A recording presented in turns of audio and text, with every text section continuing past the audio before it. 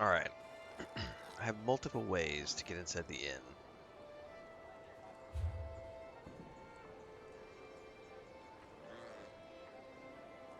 Let's go see if we can't steal a key.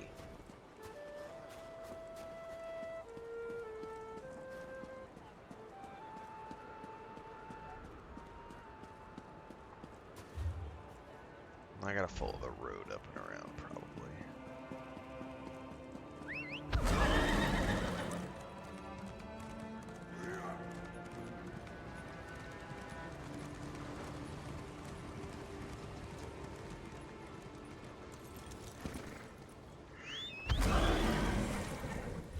Oh, excuse me here. Up to the right.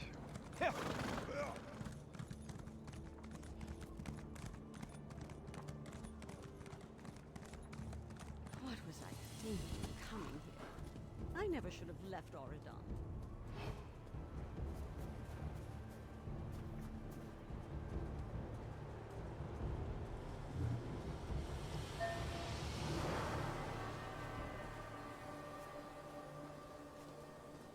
How come I had suddenly a 50% chance?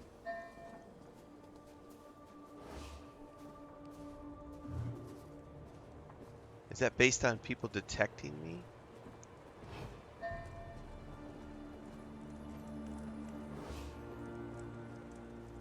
Huh. Yeah, I don't think a 50% chance is high enough for me to want to risk it.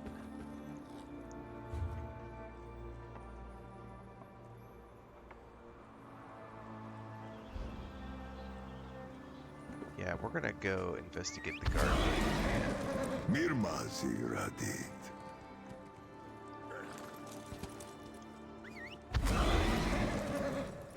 I need to go back this way.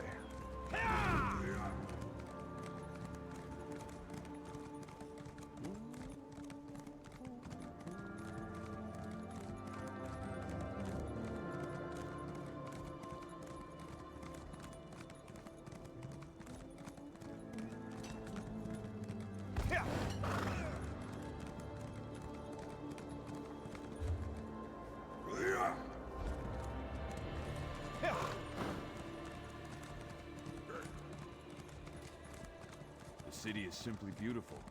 It seems the king will leave a lasting legacy after all. Out above it says. Okay. How the hell am I getting up there?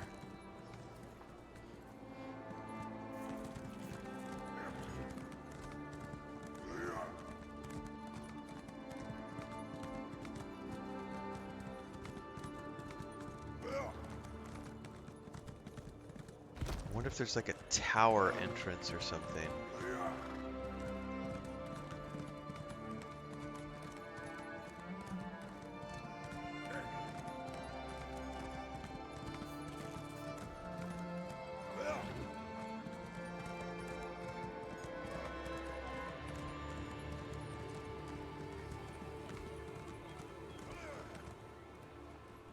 Yeah, I have no idea how the hell I would get up there.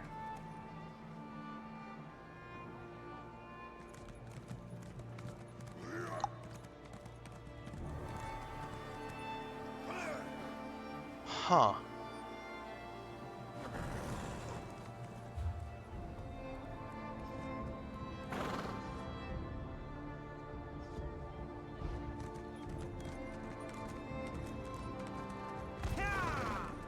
Is there a way in all the way over here?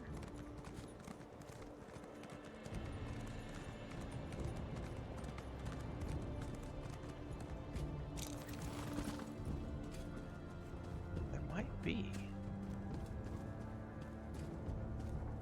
Arwen's house. Skyline says, "Why did you have to bring up Stargate SG-1? I've lost 2 days of my life again." I have not watched the show since it aired, and it's been fun. I am looking forward to getting past season 1. Season 1, in my opinion, has some of the most... I'm not a fan of all of the Planet of the Week episodes. I really like it when they get into the like structure of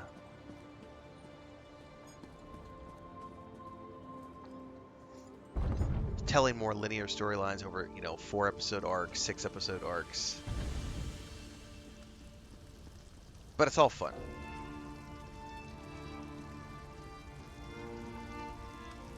Man, this is not the way either. I have no idea how I'm supposed to get up there.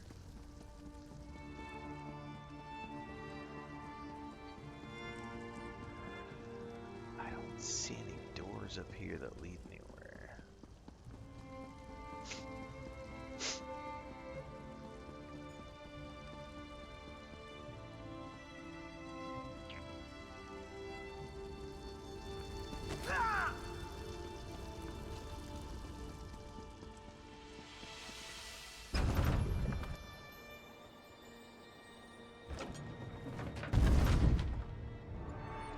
It feels like most of the episodes feel pretty new to me. I haven't watched in so long. Mortal wares are now at the fort. When we start an episode, there are times when I'm like, I can kind of remember bits and pieces. But most of it is just like, wait, I don't remember that at all. I did remember, like, when I watched episode 6, 7 last night, as soon as the intro started, I remembered the episode, but I didn't remember the episode until I started watching it. And then I was like, oh yeah, that's right. This is the one where, yeah, this happens. So there, I'm able to at least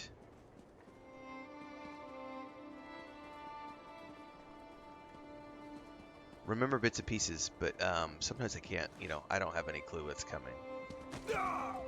It's been so long.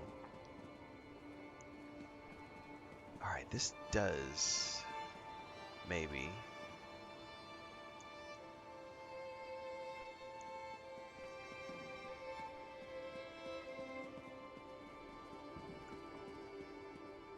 Still shows over there. Thandar says, Rin returns to Tamriel at last. Even the Gua sighed in relief. Much safer here. I don't see this being a legitimate... Oh, Jesus. Definitely not a legitimate thing. I may have to look this up.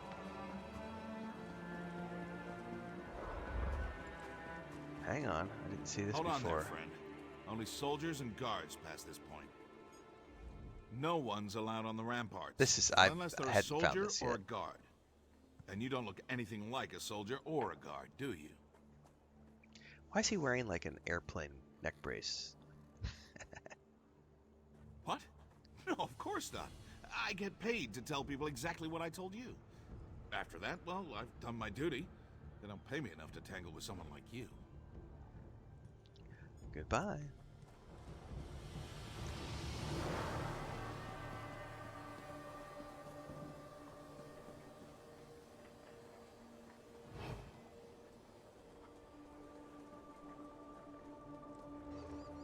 I'm gonna have to take these guys out, aren't I? Hey, you're not allowed up here. Don't let them pass.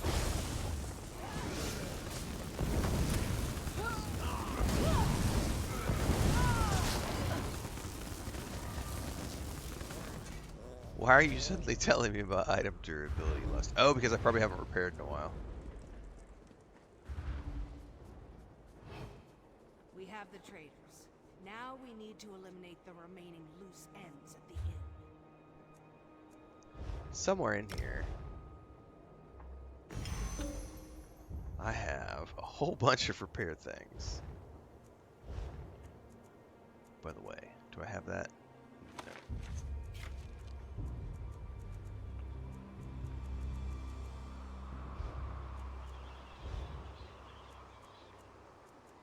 Aha!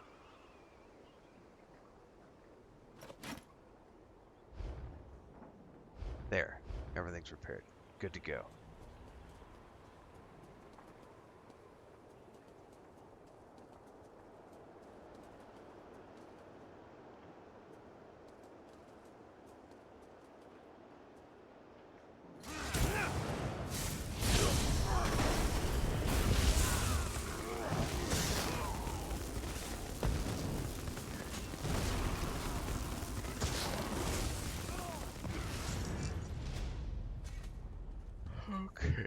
Let's see here.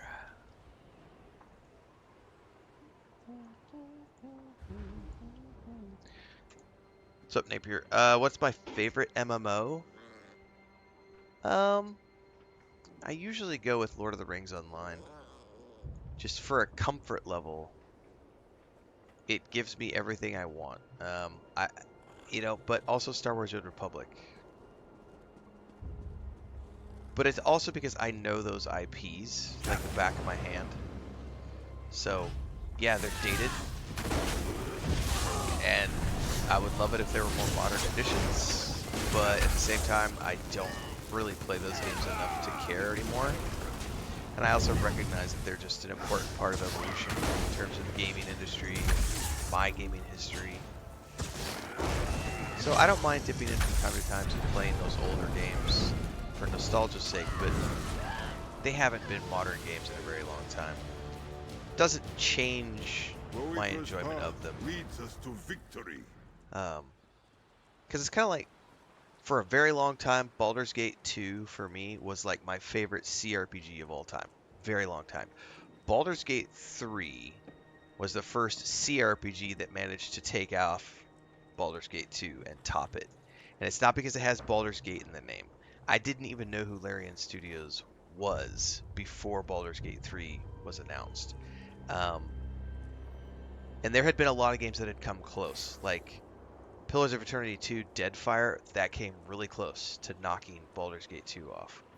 I just have that's always been a great game to me because of a lot of emotions I have associated with Baldur's Gate 2 and just the fun I had playing that, learning Forgotten Realms. I was deep into the books at the time. I was deep into the Dragonlance books at the time.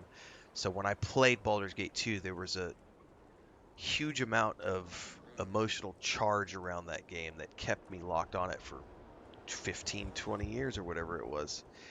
But eventually I was like, you know what? There has been a better game. And Baldur's Gate 3, I think, is a better game in every way than Baldur's Gate 2.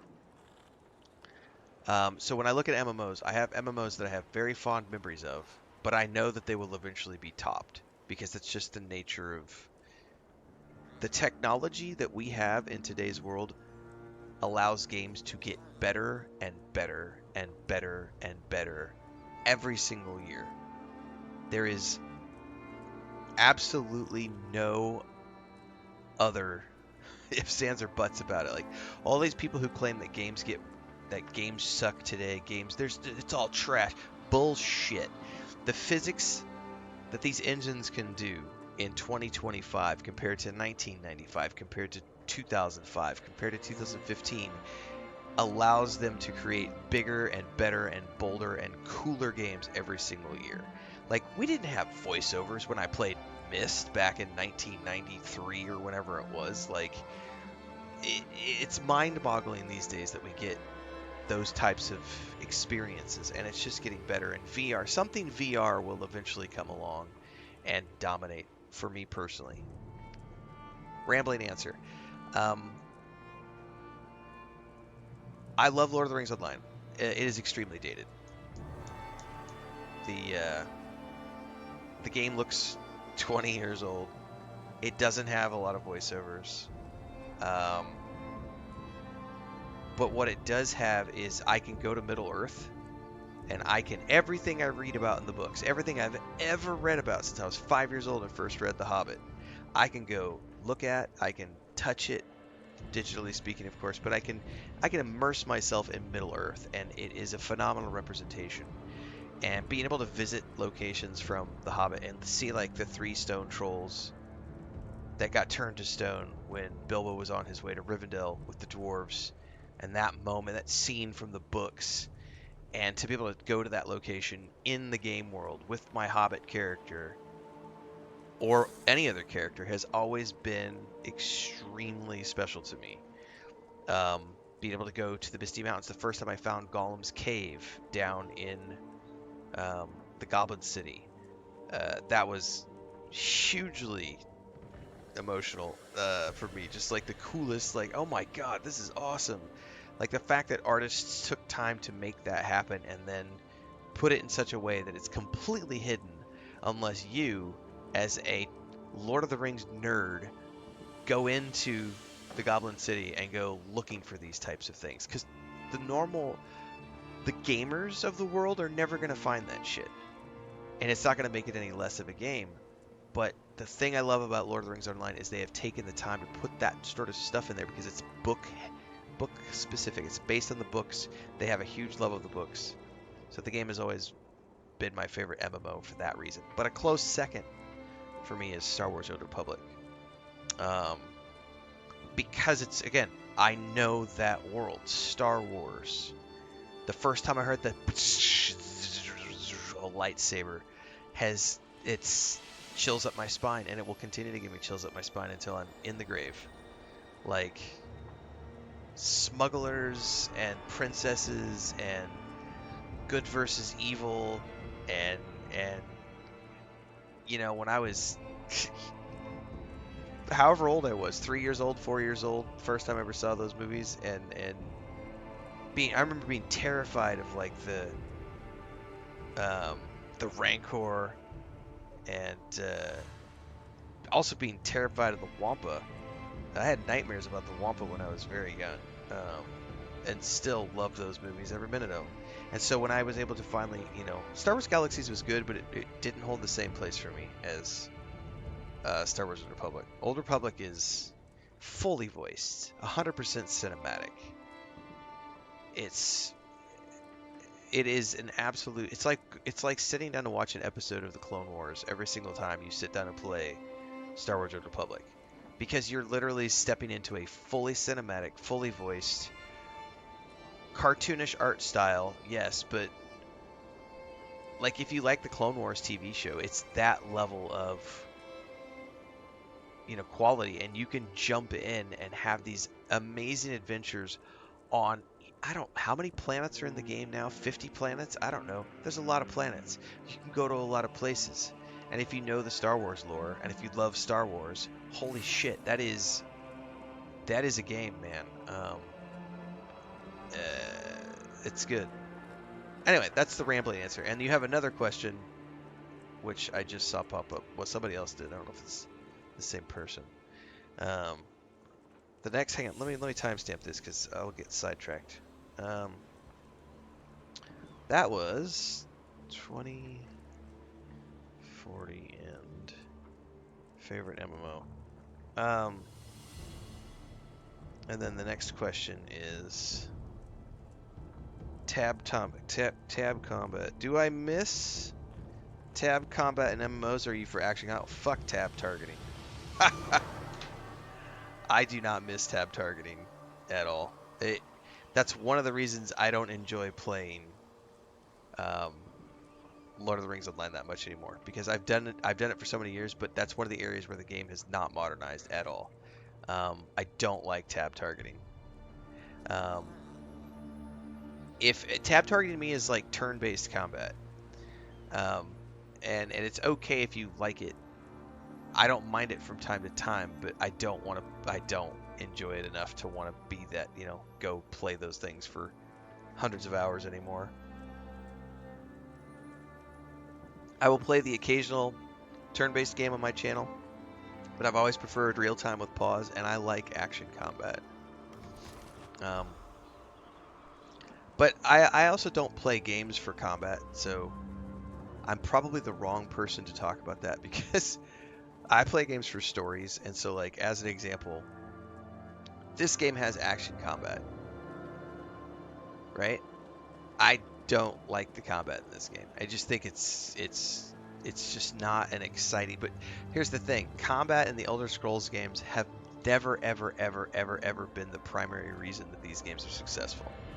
These games are successful because of the stories, the voiceovers, the music, the lore, the world building, the role-playing that players can have, and the modding scenes. That's what the Elder Scrolls games are known for. Not, oh my god, they have Dark Souls combat that evolves from game to game and it's the best thing ever. Nah, it's a very simplistic, action-based combat system, and I find it meh. Like, but here's the thing, I just don't give a fuck. Like, Hrothgar has been the coolest thing I've seen in Elder Scrolls Online so far. The music is part of what's, like, crushing it for me, but also the snowy atmosphere. I love the clans, like the orc clans have been really cool to interact with. Like, this is a phenomenal, right here, this DLC is a phenomenal representation of what makes an Elder Scrolls game really fun. And I've seen a lot of people who are like, I just couldn't get into ESO for some odd reason. And I always come back to, you need to try harder, because if you play this game like a single player game, which is what I'm doing, and you ignore all the MMO stuff, because it's 100% optional, you will be playing a massive Elder Scrolls game, where each DLC represents 20, 30 hours of minimum of like immersive story. Immersive story where you're going to be off on this adventure, and you'll probably have companions, like meeting, I'm forgetting her name right now, Aviri, the elf archer girl. Like, she's been the coolest companion I've seen so far in this game. So, like, anyway, action combat, but not, here's the thing, action combat is fun. What I don't find fun is Dark Souls combat. So I like action combat, but I don't like the type of combat where if I miss a button press, I'm gonna die. That shit drives me nuts. Because I'm older, slower, my reaction times, I often play a little medicated. Little bit of Santa salad before I start in the morning. So I am not in any place to be like jumping around the screen, mashing buttons that have to be precision presses. That ain't happening. So the moment you make me do precision button pressing, I lose the plot and I don't play those games for that reason. But I do quite enjoy, actually I prefer action combat over tab. You know what's one of my favorite is Jedi Fallen Order and Jedi Survivor have some of the coolest fucking combat in recent games. Some of that is because of my love of Star Wars, but there is something extremely satisfying about wielding a lightsaber, deflecting blaster bolts, throwing your lightsaber, pushing enemies off of cliffs, pulling enemies to you and like stabbing your lightsaber into them, or like pulling them in and then pushing them away as an object that you can use. Jedi Fallen Order and Jedi Survivor had just some of my favorite action combat of recent years. And I love the fact that it has adjustable difficulty so that I can go in, and the first time I play the game, I play it on story mode so that I can just absorb the cutscenes and all the amazing talent that are on screen and the VFX and the writing, and I just want to immerse myself in that experience. And if you have a stupid force-fed combat system, I'm going to immediately be taken out of the story. So I like it when that first playthrough is just like super easy, casual, just having fun with it, pushing enemies off cliff, you know, we're cutting bad guys up with a lightsaber, chopping up spiders, you know. And then when you go back and you do your second playthrough, oh, let's crank that difficulty up, and now we get into a little bit more, you got to be more precise with your timing. Enemies hit harder, you have to dodge a little bit more, and then if you really get into it, you can take it up and have like a Dark Souls experience with the Jedi games. Same with like God of War and God of War Ragnarok. Those games both had exceptionally fun action combat systems that did not rely upon you needing to be a precision button pressing god. Like, you could just go in there and button mash and blow shit up and throw your axe around and do your shield charges. And have you been drinking again? I drank just the those are the types of action combat games that I prefer way more than tab targeting. So, like, this game's okay. Oh, I did something naughty last night, Allie, by the way. I reinstalled Skyrim. I watched Babylonia play, and I was like, I bought the Anniversary Edition when I got my Series X like 4 or 5 years ago, and I never played it through. I did like 4 or 5 hours and was like, okay, I don't have the time for this. But I went ahead and installed it last night, and I'm just looking at it going, there's no fucking way I have time for this, but God, wouldn't it be fun? And I will find a way to do something. I don't know what it is yet, But I also just reinstalled Tainted Grail last night. Somebody just asked me about Tainted Grail. Yes, I will be. At least that's the plan. I don't think I can. Yeah, I'll wait. We'll see. I did quite enjoy Tainted Grail. Um, I plan on playing the DLC. Yes. It's gonna be on the Xbox. I think I can say this without getting in trouble. I did get an early access. The guys over at Awakened Realms are really cool. They made the announcement the other day, so I think I'm okay to say this now that they've got the dates and stuff out there. I have a copy that I could give away. It was a copy for me, but I'm allowed to give it away. And the reason I say I'm just going to give it away is because I don't want to. The early access that they can't do early access on consoles, and I played my game on the Xbox, so I actually have an early access to the DLC right now, along with a copy of the game for Steam that I'll be giving away at some point. So stay tuned for that, because someone's gonna win a copy of Awakened Grail plus the DLC when we get to that point. But I'm waiting for them to get the console codes ready to go, because I'm gonna play mine on the Xbox. So I reinstalled. It's actually installing right now. I restarted reinstalling Tainted Grail this morning. So last night I did Skyrim, and this morning I did Tainted Grail. Tainted Grail is a good example of another Skyrim-like, Elder Scrolls-like combat system. I would say I feel like the combat is a little more meaty in Tainted Grail than it is in the Elder Scrolls games, especially if we're talking ESO. Like, ESO is extremely low-key. But again, adjustable difficulties and all that stuff. So, yeah, we'll be back in Tainted Grail here in like a week, I think. That's one of the games I talked about in my scheduled video when I was like, hey guys, there's some stuff coming up the pipeline for the 15th. That was one of the things. I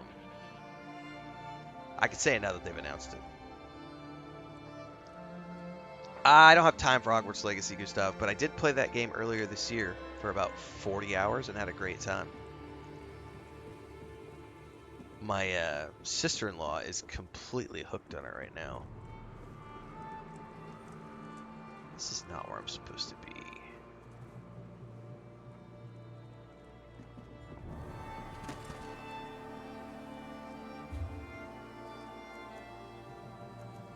Oh, hang on. Speaking of which, I need a timestamp.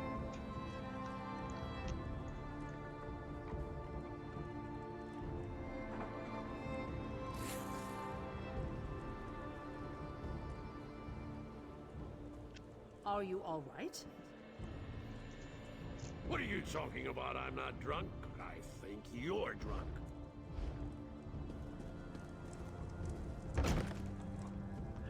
Roboter says, did you see Meta's AI data center neighbor complaining about lack of water in their households due to the massive input of water that the New York data center has?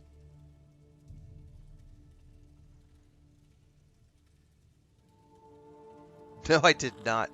But that totally sounds like legit, like... True in your time as much as in mine. I mean, there's always been stories of people, like, if you live near a power station, like, you're gonna have a hard time sleeping because the hum of electricity is constant. Like, the crackling and just, there's always electrical stuff happening. And so there's always background noise. So I can imagine living next to a data center, yeah. Lights and sounds and...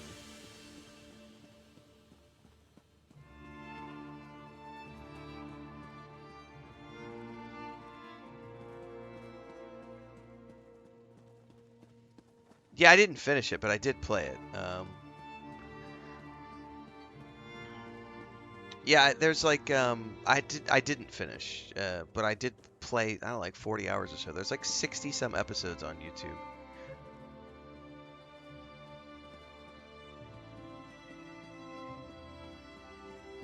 I ran out of time.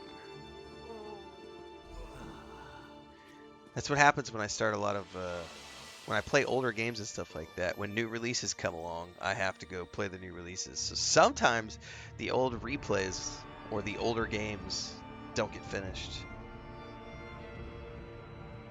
Not often, but sometimes. You're a little late.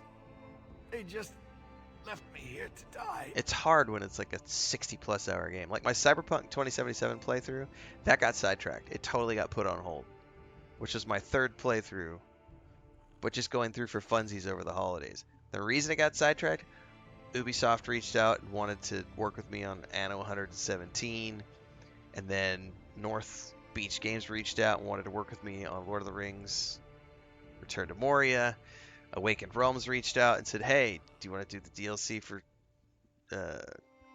Tainted Grail? So it's like every week I get something comes along that I'm like, I'll definitely take advantage of that. Yeah, I'll totally do that. Yeah, let's do that.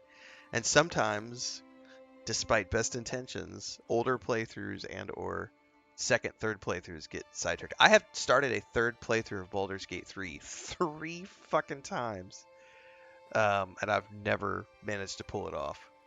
I've done 3 characters now, like 20, 30 hours into the game, and I've gotten sidetracked every time because it's like, shit, I got to go over here and play these new games.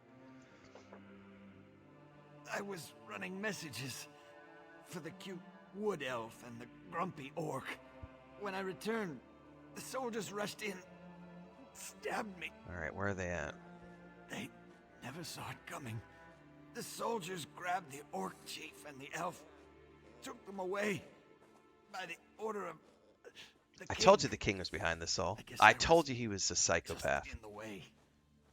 Like, I started suspecting it's got to be him, unless there's like some super reveal that's going to happen and it's not the king but somebody very close to him. All right, good morning, Shiny.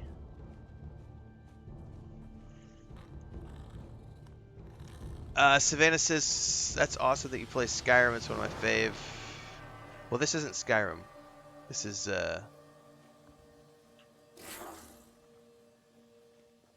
Elder Scrolls Online. Yep.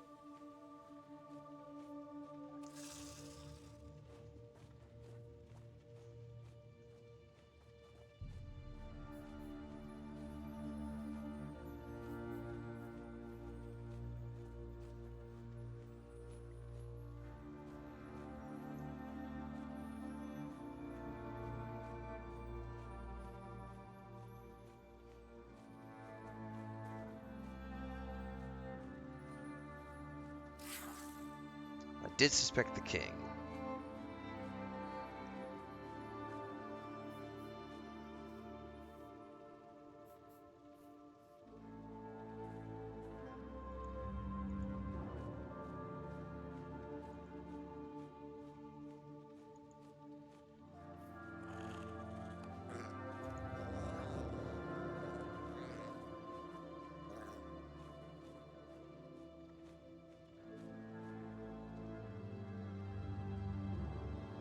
Yeah, the Shadow of Mordor games, Assassin's Creed games, those are other great examples of really fun action combats.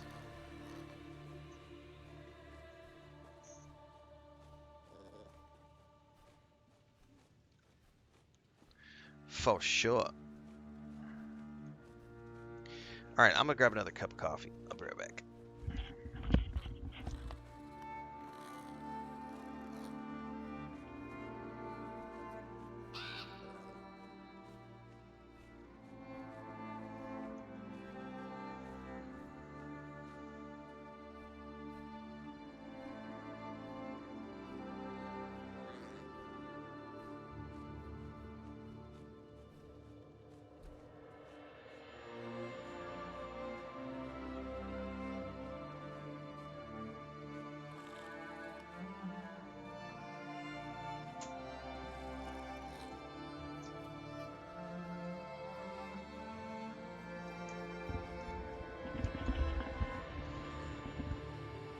I am really looking forward to, speaking of Hogwarts, they just announced, so the new initiative that bought EA, excuse me, that initiative just put $100 million into funding a third-person Lord of the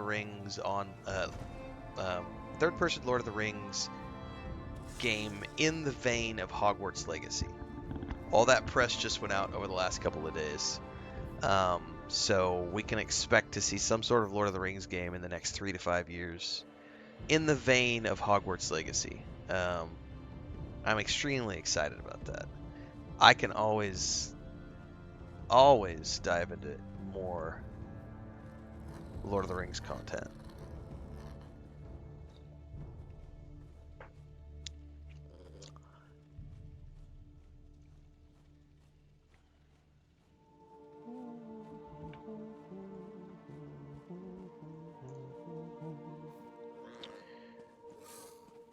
All right, we now need to go.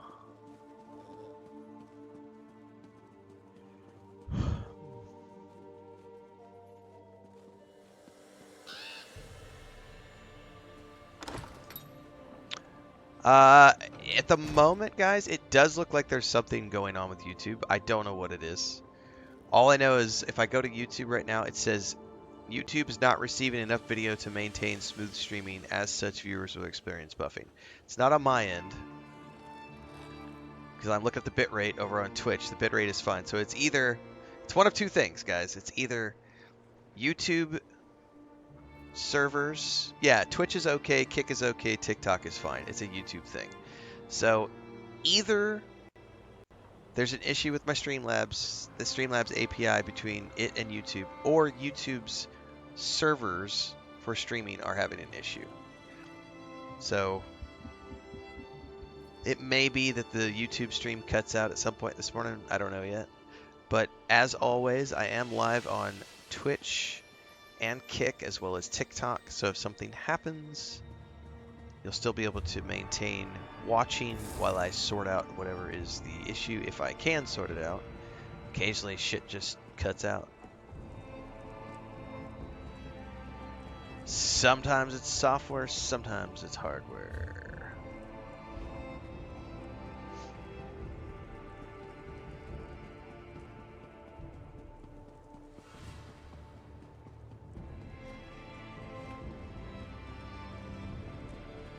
Roberta says Kick seems fine. Yeah. It's a thing. Every once in a while.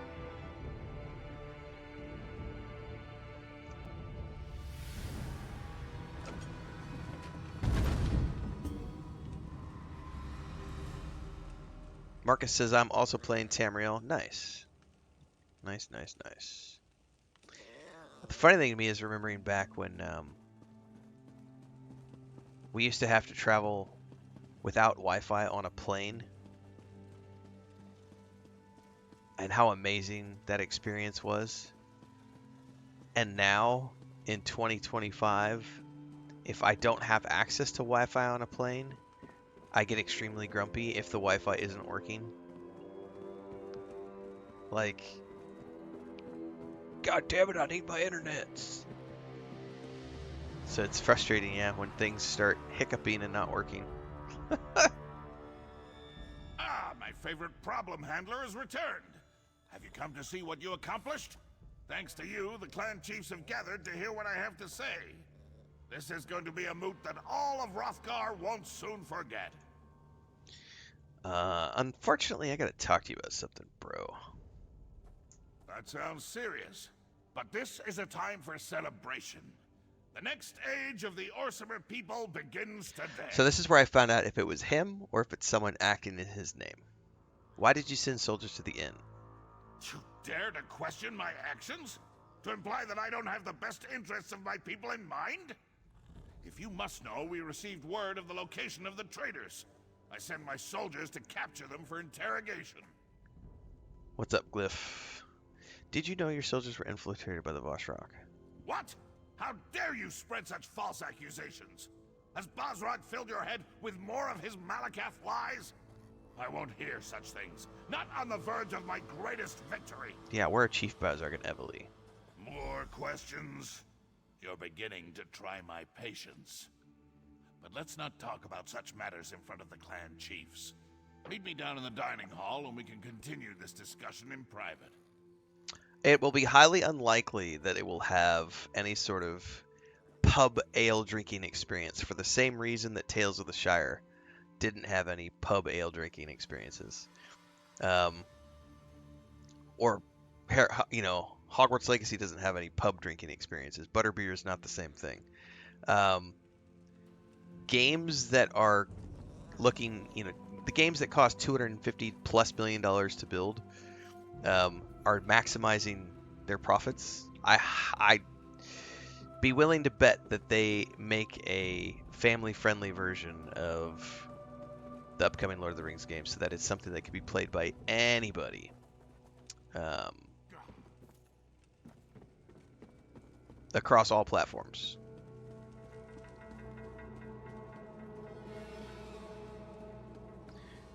I hear the footsteps of an outsider. Come, we need to talk. Yeah, it seems like Streamlabs has like every once in a while they have an API issue. So it's either something on Streamlabs end or it's something with YouTube's Ingress servers. That's all I can say.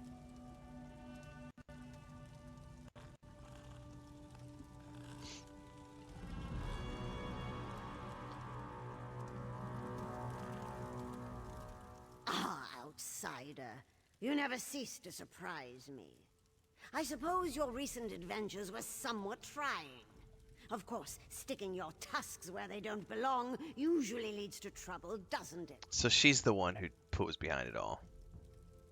So proud, so sure, so certain that you do the right thing. But you defy the will of Trinimac and try to stop the inevitable by warning my son. In short, you have begun to annoy me. Oh, the Australian ID crap. Yeah, the Australian digital ID. Australia's not the only country that's moving to the digital ID. Like the UK is pushing a digital ID really hard. Even where we live, this year they implemented a digital ID program where if you anybody who is signing up for a new service from like I forget sometime next year if I'm not mistaken. Because they started having people transfer over to digital IDs like maybe 6 months ago. But sometime next year, if I'm not mistaken, if you sign up for a service, like a new service, like if you go in and try to get a water, you want to get water to your apartment, or you want to sign up for a new electric, so you can get electricity to a house. If you're signing up for any new services, you want to open a bank account, you want to get a loan on a car, anything that is new as of next year.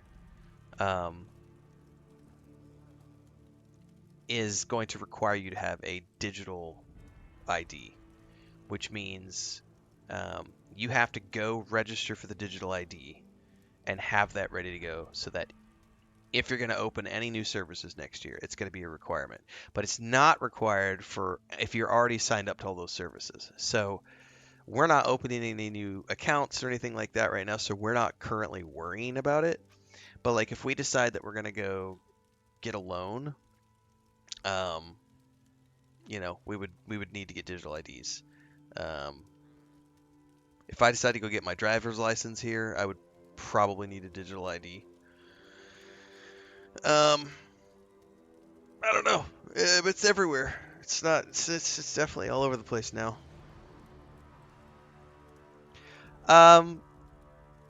Well, I guess let me see if I can restart the stream and make it better. I mean, if it's that bad over on YouTube, it looks like it's not going away. So let me just restart the stream and see if I can't get maybe. Like I said, it's either going to be an Ingress server on YouTube's end, or there's an issue with Streamlabs and their API connecting to YouTube. Either way, it's a connectivity issue to YouTube that I don't have any control over. So at the very least, let me restart the stream and see if it reboots the connection. So I will be back here in a few minutes. We're going to restart everything.